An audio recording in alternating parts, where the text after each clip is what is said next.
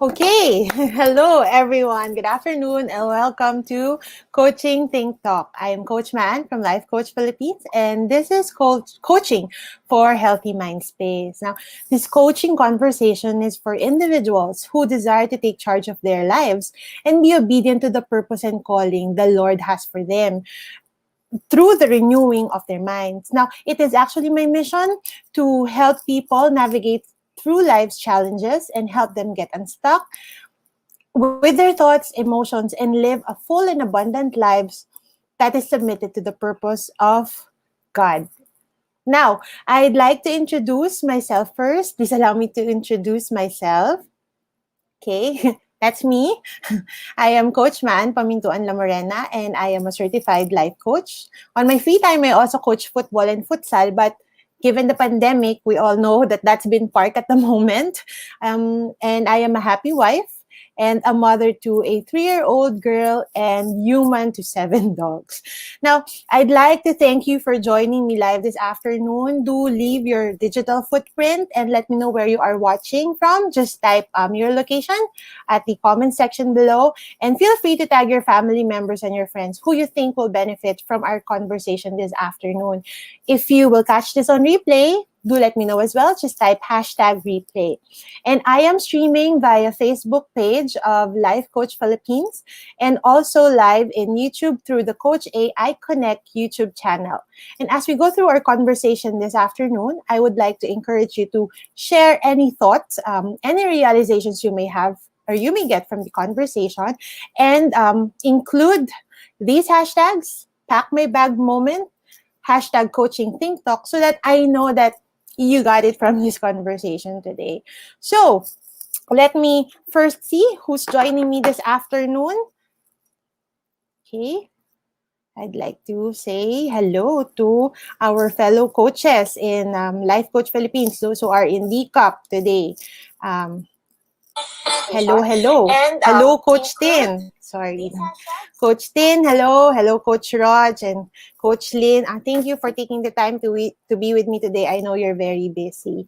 Now, as I've mentioned, this is, well, this is actually the second episode of Coaching for Healthy Mind Space. So last week, you all joined me and we talked about um, the need for a healthy mind space. So, why do we need to have a healthy mind space?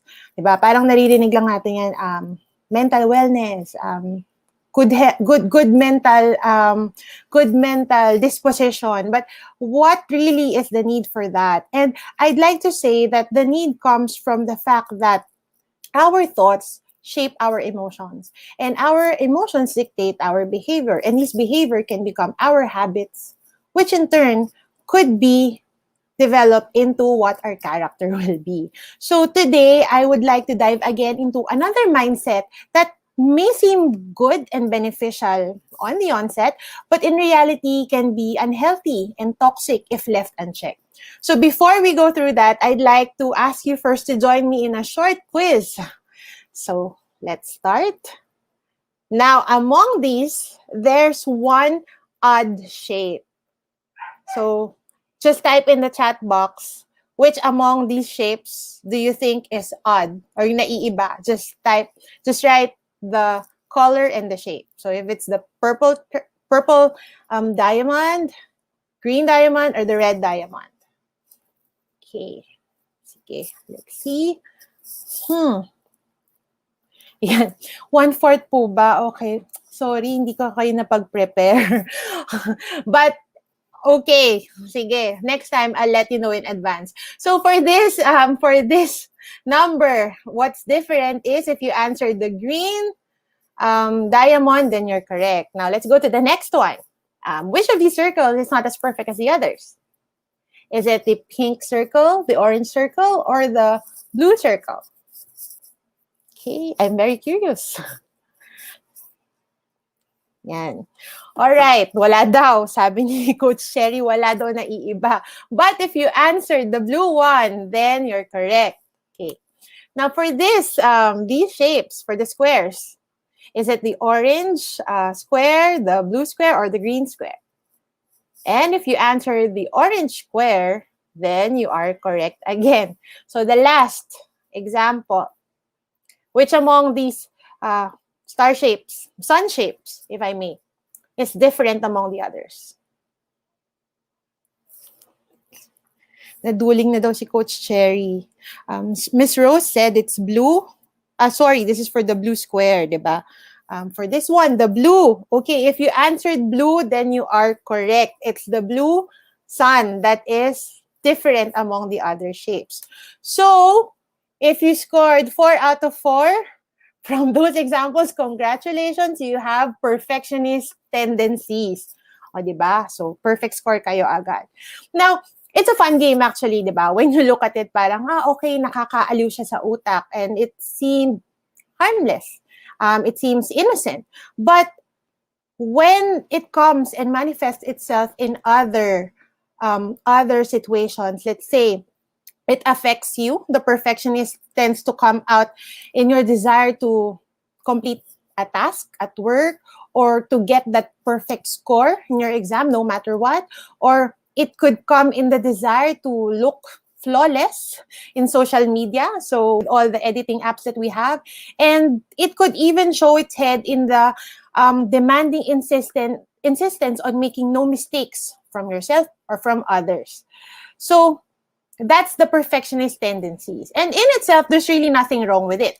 Diba? When you look at it, aiming for something of excellence and of high value in perfect form, that's actually good. But when it becomes out of control and, goes to borderline obsessive tendencies, then that's when we have a problem.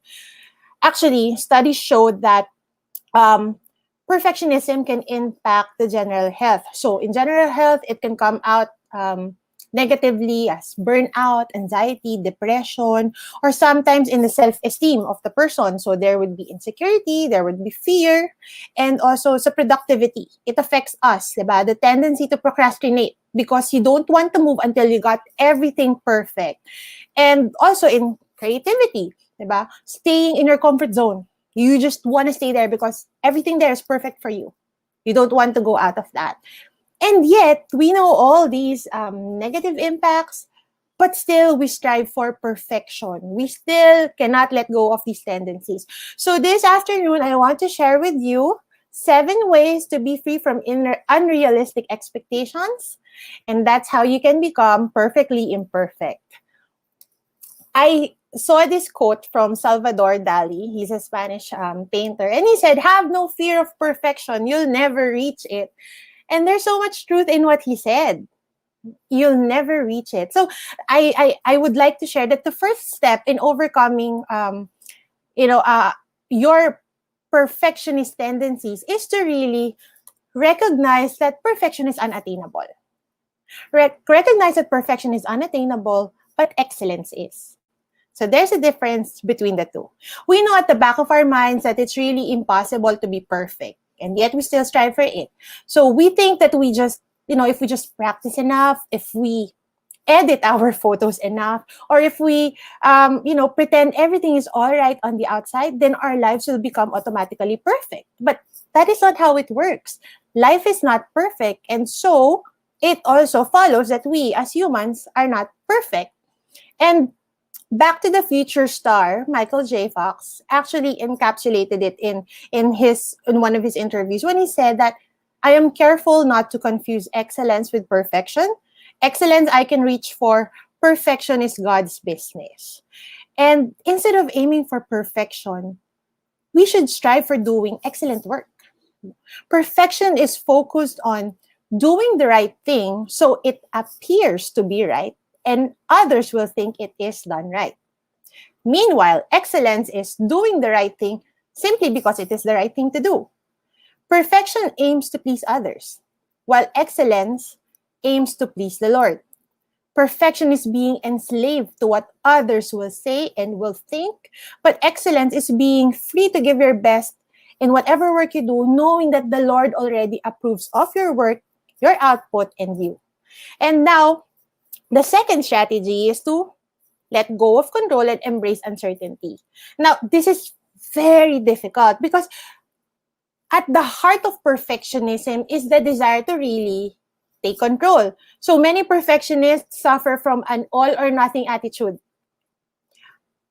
Kung hindi na lang din, wag na lang. Diba? This kind of thinking leaves little to no room for failure and error. And as such, anything that is not perfect in their definition is a failure. In Ecclesiastes 11:4, this is the NLT version. It says that farmers who wait for the perfect weather never plant. If they watch every cloud, they never harvest. And oftentimes we wait for the perfect moment before we start a project or before we start a task. We contemplate, we ruminate, and eventually we just procrastinate, all for the sake of doing it perfectly. But our calling is to be faithful, not to be perfect.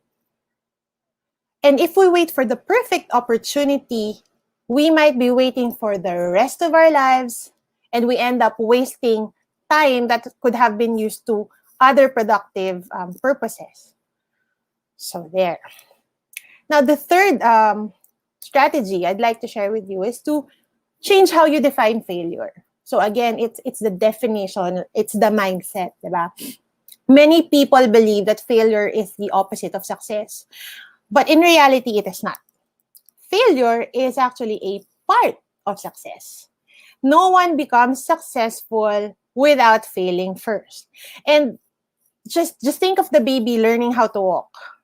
I don't think you've seen any baby stand up and just walk or run off to the direction where they want to go without falling or without struggling. In fact, I have observed with my own daughter that before she was able to make 5 complete steps, she fell a lot of times. She stumbled, she hit herself, but that did not stop her from getting up again and trying to walk on her own.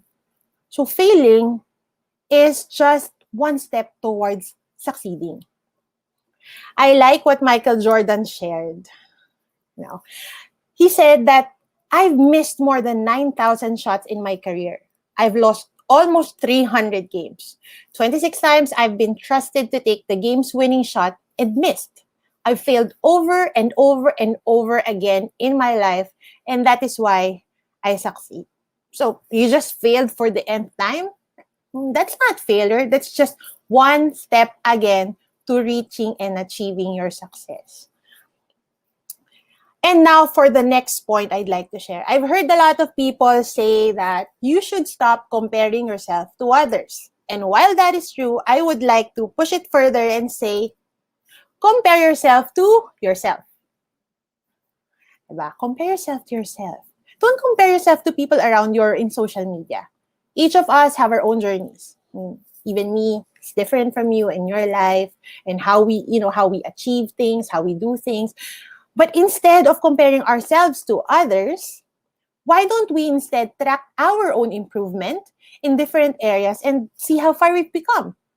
Diba? Regularly look back at the things that we were able to overcome, learn from it, and have that heart, that gratitude, that appreciation to see how far you've come along from where you started. It's a lot easier to do that than to just compare yourself with the other people whose journey you're not really sure of anyway. I mean, we just see the surface of that. We don't know it's just the tip of the iceberg. We don't know what's underneath. And one way that we can do that also is to cultivate our environment, and we can try to recognize and reduce sources such as books, social media videos, photos, magazines, podcasts that tend to have a negative impact on ourselves or on how we view things. And instead of just diving into that and not being conscious of what we consume, we can reduce viewing that and just choose to spend our time looking at sources and resources that lift us up and support us. That way, it would be a healthier environment for us because we're not putting ourselves against the standards that are different from us, from the standard of the world, right? So there, compare yourself to only yourself. That would be a better option. And the next, this one, practice being vulnerable. I mean, perfectionists don't usually like to be vulnerable. I mean, even non-perfectionists don't like to be vulnerable because no one wants to be perceived as weak.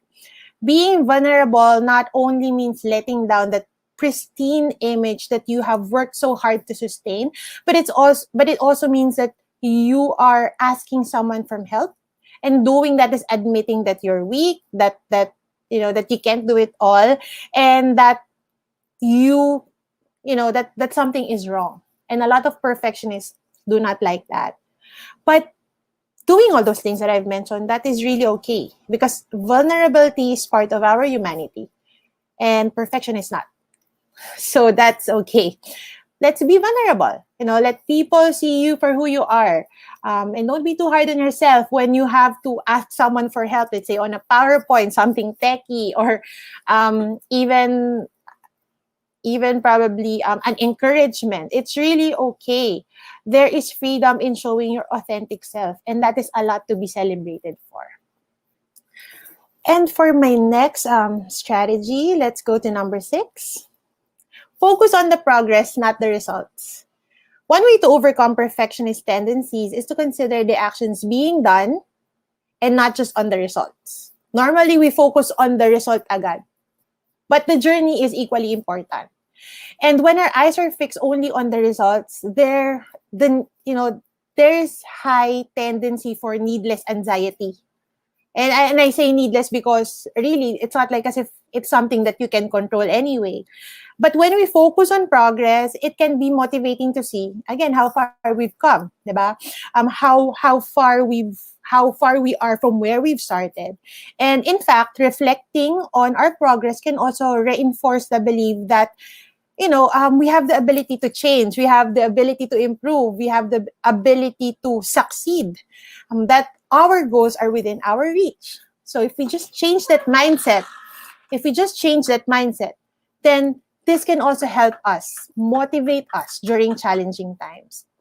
Now, I want to share this image with you, the following page. One way that you can do this is to cut down big projects into smaller tasks, because when you see it as a big task, as a gigantic, enormous effort, then you become overwhelmed, you become burdened, and everything else follows. But when you cut it down to bite-sized goals, bite-sized tasks, then it becomes easier for you to tackle them one by one. And I'd like to share this because what we can do, or what I started doing, is to fill up my to-do list every single day. And then I cross off what I have done and I move them to the gratitude box.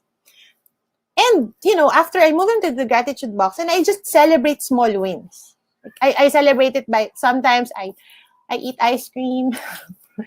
Like after I finish the presentation, I eat ice cream, or I unwind, or like I allow myself 5 minutes of browsing through social media and all those things.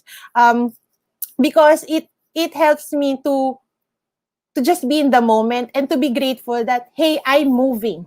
I'm on my way to achieving that task. I'm really getting there. Because sometimes when you look at yourself and you see the insurmountable task, and I do it with these because sometimes it's not really insurmountable. For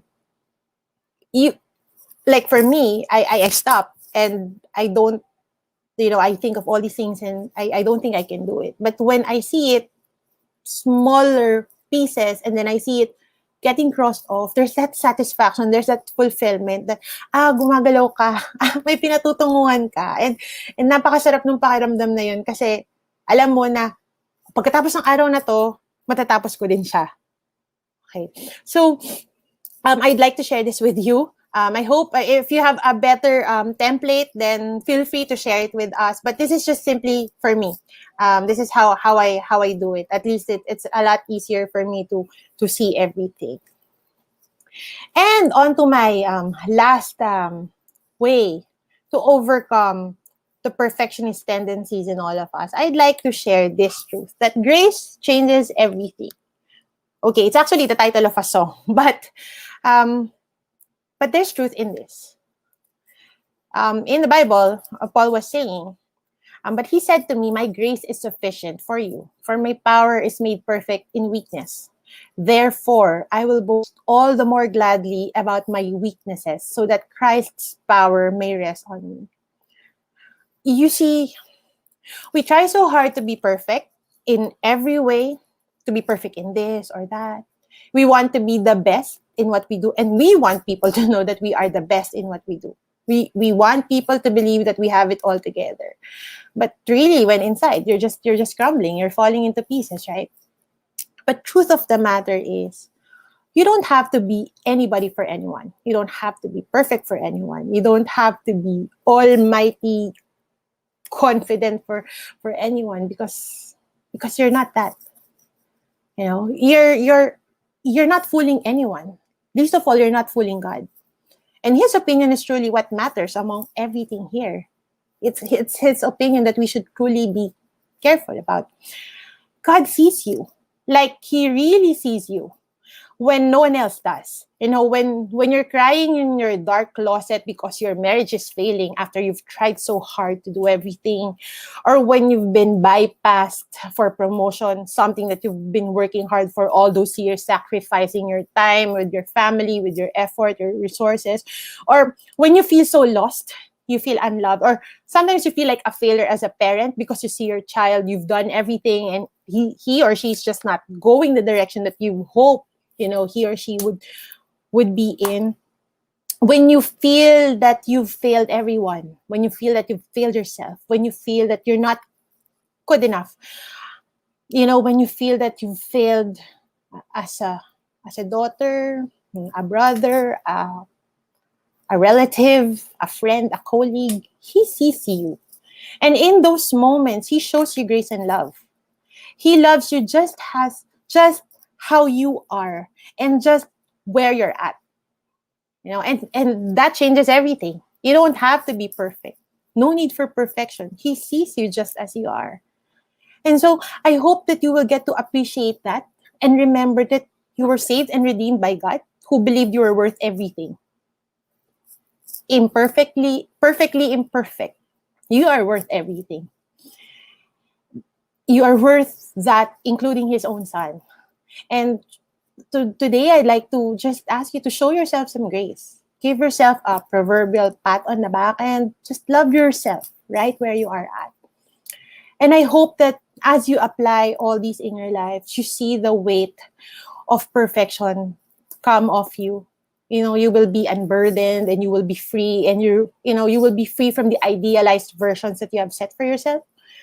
You will be free from insecurity, from pride and fear, and you will experience freedom to live life that is full, abundant, and perfect in its imperfection, because it's designed to reflect his glory.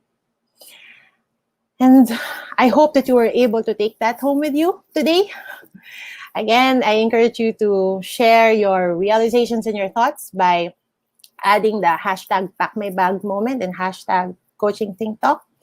And if you're someone who wants to know more about your purpose and your calling, and you were made for more, you just can't seem to get a grasp of it, of what to do with it, I would like to invite you for a conversation. You may contact me via Facebook, and these are my contact details, my email, my Facebook page, and also my mobile number. And let's talk about that, and let's discover together what you need to fully live out your purpose for. And as I end this conversation, I want to thank you for taking the time to listen to me today. I hope to see you again next Monday, same time, 2 p.m. And do join us for another coaching conversation later with Coach Tin for Coaching for Relationship at 4 p.m. Once again, this is Coach Maan from Life Coach Philippines. This is Coaching Think Talk, because coaches like us think and talk like us. Thank you. Love, bomb, boom.